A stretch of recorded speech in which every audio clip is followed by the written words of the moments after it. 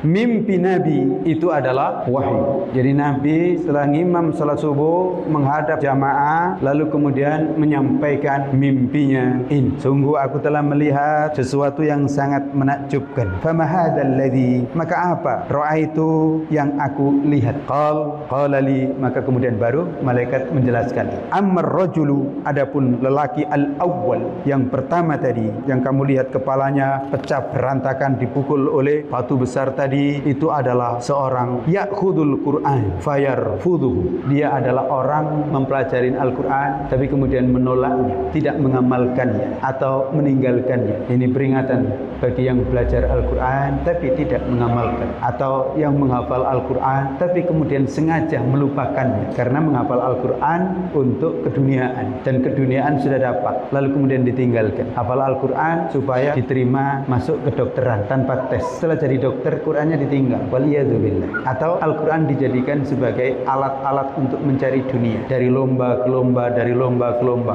tapi tidak mengamalkannya, maka terancam. Termasuk juga itu adalah orang yang sengaja tidur hingga meninggalkan sholat 5 waktu. Tidak sholat yang maktubah, yang diwajibkan itu. Betapa pentingnya sholat 5 waktu. Menjaga sholat 5 waktu dengan baik dan menjadikan itu sebagai agenda utama. Dan betapa ancaman berat sekali bagi orang yang tidur meninggalkan sholat. Bayangkan, tidur meninggalkan sholat, ancamannya berat. Kenapa? Karena punya ilmu tentang sholat, tentang Quran, tapi kemudian menyepelekan, menganggap ringan sholat itu. Apalagi meninggalkan sholat ternyata maksiat. Ini yang pertama. Adapun orang yang kedua tadi, yaitu orang yang ditarik kirinya ke kanan, kanannya ke kiri, hingga kemudian mukanya terbalik. Ini disebutkan adalah, yaitu orang yang menebar kebohongan, menebar berita-berita dusta, berita-berita yang itu hanya menimbulkan fitnah. Hari ini waspada, menebarkan berita atau info-info kemudian di-share di media sosial, itu kan viral ke seluruh dunia. Maka waspada, jangan menebar sesuatu kalau kita tidak pasti itu benar, dan andaikan itu benar, jangan di-share kalau tidak mendatangkan kemaslahatan, kebaikan. Kalau sampai itu mendatangkan fitnah, apalagi jelas-jelas dusta,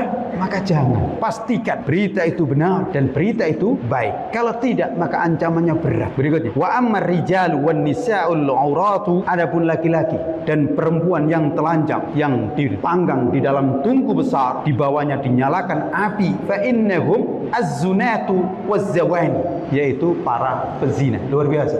Dan perlu diketahui bahwa ternyata perzinaan itu banyak disebutkan ancamannya di dalam Al-Quran dan di dalam hadis. Itu karena ternyata perzinaan itu bukan barang yang asing. Kalau kita sekarang bicara tentang perzinaan itu ngeri. Bagaimana di tingkat SD, SMP, SMA, perguruan tinggi. Bahkan yang punya istri, yang punya suami, orang-orang yang sudah tua. Sampai viral di tingkat para ustadz, para kiai. Karena memang orang itu kalau sudah berzina, sulit untuk tidak kedua. Orang itu kalau sudah mendekati, sulit untuk tidak melakukan. Maka pesannya wala taqrabu, jangan dekati. Dan hari ini sulit kita tidak mendekati. Kalau dulu nengok barang porno itu kan jauh, tapi sekarang di genggaman dan langsung kadang-kadang dia menghubung. Maka waspada dengan berzina. Dan ini menunjukkan bahwa dosa yang ancamannya berat. Berikut, adapun orang yang kamu lihat berenang di sungai darah, lalu kemudian disuapi dengan batu, didorong lagi ke tengah, lalu balik lagi, ternyata fa innahu akilur riba. Ini adalah orang yang suka makan riba. Dan ternyata makan riba ini juga populer. Nyaris hari ini sesuatu hal yang biasa-biasa saja. Dan secara umum tentu inilah gambaran orang yang makan haram itu. Wa ammar rajulul karihul mar'ati, adapun laki-laki yang buruk tampangnya, alladzi indan nar, menyalakan api, wa yas'aulaha, sesungguhnya dia adalah malaikat Malik, dialah penjaga neraka jahanam. Adapun lelaki yang tinggi yang berada di taman yang indah, fa innahu Ibrahim, maka sesungguhnya dia adalah Nabi Ibrahim. Dan adapun anak-anak itu adalah alladzina haulahu, yang berada di sekitarnya, yaitu anak-anak yang meninggal dalam kondisi fitrah, yaitu anak sebagian orang-orang yang beriman, dan anaknya orang-orang musyrik juga ada di situ, mati dalam kondisi masih kecil. Adapun orang-orang di mana mereka itu separuh badannya bagus dan separuh badannya itu buruk, fa innahum qaumun khalatu amalan salihah, maka sesungguhnya mereka itu adalah orang-orang yang mencampurkan, maksudnya melakukan amal soleh, kadang melakukan kemaksiatan. Maka ini berarti orang yang kadang bermaksiat, tapi kemungkinan kemaksiatannya bukan kemaksiatan akbar, tapi kemaksiatan-kemaksiatan yang kecil.